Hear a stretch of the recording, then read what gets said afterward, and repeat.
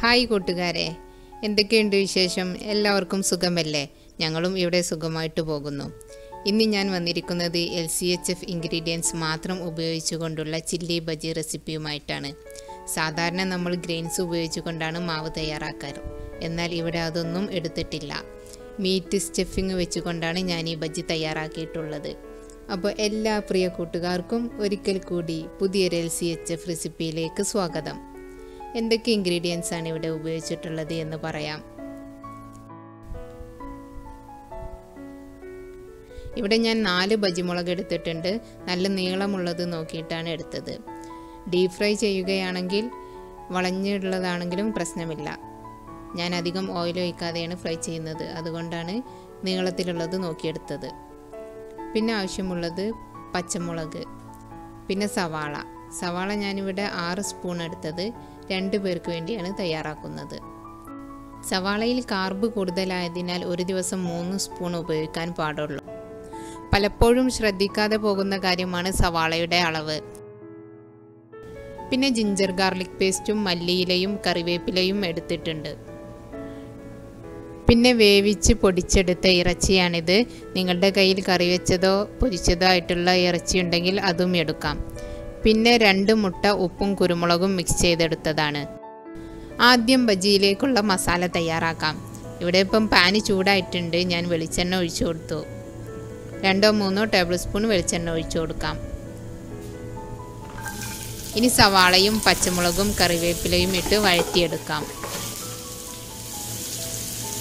ഇറച്ചി വേവിച്ചപ്പോൾ ഉപ്പിട്ടിട്ടുണ്ടെങ്കിൽ ഇപ്പം സവാളയിലേക്കുള്ള ഉപ്പ് മാത്രം ചേർത്ത് കൊടുത്താൽ മതി. ചെറുതായിട്ടൊന്ന് വഴന്നു വരുവോളം കാത്തു നിൽക്കാം. ചെറുതായി ഒന്ന് വഴന്നു കഴിഞ്ഞാൽ ജിഞ്ചർ ഗാർലിക് പേസ്റ്റ് ചേർത്ത് ഒന്നുകൂടി വഴറ്റിയെടുക്കാം.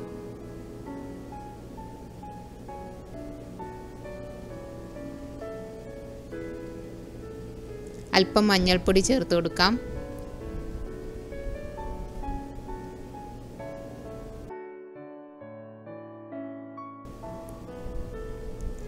മഞ്ഞൾപ്പൊടിയുടെ ഒരു പച്ചക്കുത്ത് മാറിക്കഴിഞ്ഞാൽ ഇറച്ചി ചേർത്ത് കൊടുക്കാം. ഇറച്ചി വേവിച്ച് പൊടിച്ചതായതുകൊണ്ട് ഇനി അധികം സമയം ആവശ്യമില്ല. ഇറച്ചിയിലെ വെള്ളമെല്ലാം പോയി ഒന്ന് ഡ്രൈ ആകുന്നത് വരെ വറുത്തെടുക്കാം.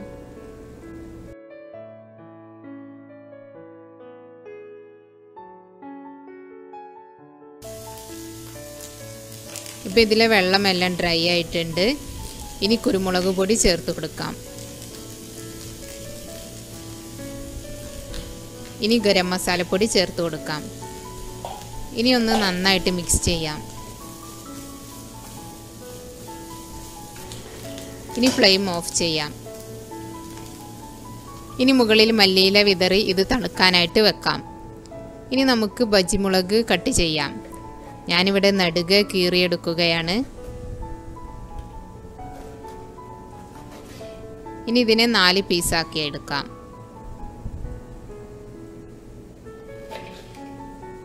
ഇതുപോലെ എല്ലാ മുളകും മുറിച്ചെടുക്കുക.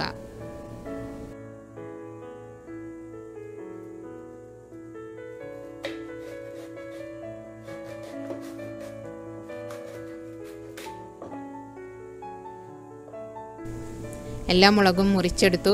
ഇനി ഇതിൻ്റെ കുരു എല്ലാം എടുത്ത് കളയാം.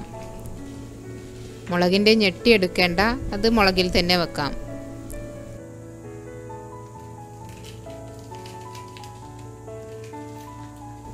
ഇപ്പം മുളകെല്ലാം റെഡി ആയിട്ടുണ്ട്. ഇനി മസാല നമുക്ക് ഈ മുളകിനകത്ത് നന്നായിട്ട് പ്രസ് ചെയ്ത് ഫില്ല് ചെയ്ത് കൊടുക്കാം. വിരൽ കൊണ്ട് നന്നായിട്ട് അമർത്തി കൊടുക്കുക, അല്ലെങ്കിൽ പൊടിഞ്ഞു പോരും.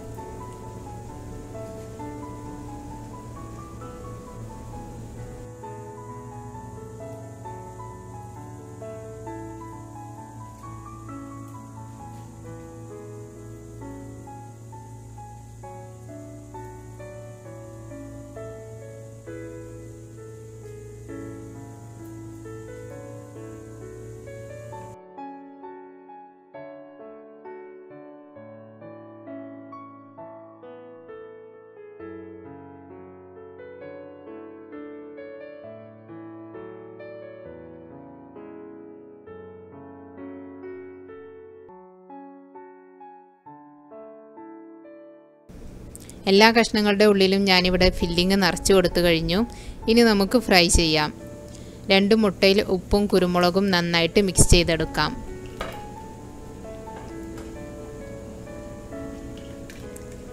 ഈ മുട്ടയിൽ മുക്കിയിട്ടാണ് നമ്മളിനി മുളക് പൊരിച്ചെടുക്കുന്നത്. ഈ ബ്രഷ് കൊണ്ട് ബ്രഷ് ചെയ്ത് കൊടുത്താലും മതി, അല്ലെങ്കിൽ ഈ മുട്ടയിൽ മുക്കിയെടുക്കുക. ഒരു സ്പൂൺ കൊണ്ട് മുകളിലേക്ക് മുട്ട ഒഴിച്ചു കൊടുത്താൽ മതി. ഇനി ചൂടായ എണ്ണയിലേക്ക് ഇട്ട് കൊടുക്കാം.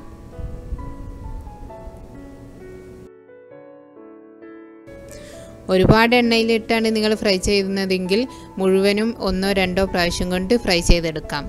ഞാനിവിടെ 3 പീസ് വെച്ചാണ് ഫ്രൈ ചെയ്തെടുക്കുന്നത്.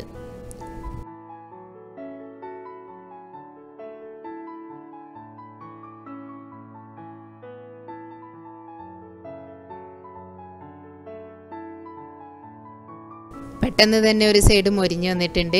ഇനി മറിച്ചിട്ട് കൊടുക്കാം. മുട്ടയ്ക്ക് അധികം വേവൊന്നുമില്ലല്ലോ, പെട്ടെന്ന് തന്നെ ഫ്രൈ ആയി കിട്ടും. ഇതുപോലെയാണ് ഞാൻ മുട്ട ബജിയും ഫ്രൈ ചെയ്തെടുത്തത്.